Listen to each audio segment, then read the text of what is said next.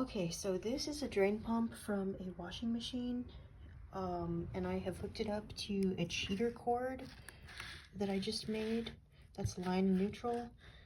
I took the power cord from an air fryer that was going to go to electronic waste recycling, and I made a cheater cord to turn this load on. Usually we don't get to see a washing machine drain pump impeller work because it's inside the machine. So we're going to plug this in and watch it turn on.